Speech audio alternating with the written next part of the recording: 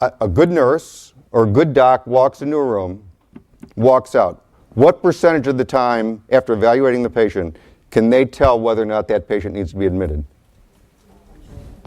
What is it? 100? It's 90%. 3 separate studies, 85, 90, 90%. I like simple round numbers. 90% of the time we walk out of the room and we know who needs to be admitted. So why are we waiting 4, 6, 8, 10 hours before we decide that patient needs a bed and we go to get one? That's just to cause some trouble back home. So let's go a little bit deeper with segmentation. We use the ESI system, a 5-level triage system. Any of the 5-level triage systems will do. The CTAS, the Australian system, or the Canadian system, the Australian system. A 4-level triage system will give you enough segmentation. A 3-level won't, to really effectively segment your patients.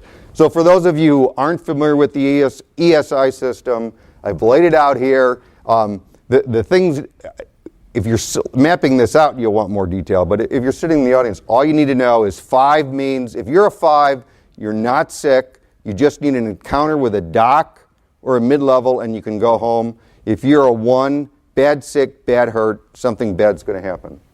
And I've just laid out some of the criteria that you can read through if you're not familiar with this. So here's how you use it. At the point of entry, what we call triage, we've got a point person or a pivot person that just asks 5 questions. You know, it's name, rank, serial number. It's who are you, vital signs, pain score, and a 2 or 3 sentence summary of what's wrong. Why are you here? With that information, an experienced triage nurse can tell which part of the ER that patient needs to go into. And if you don't have experienced nurses in triage, you're doing something incredibly wrong. This is not the place to park newbies.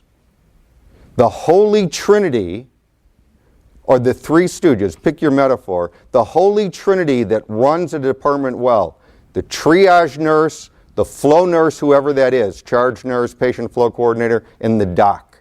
And those 3 have to be smart, wise, experienced, and aligned for an ER to run well.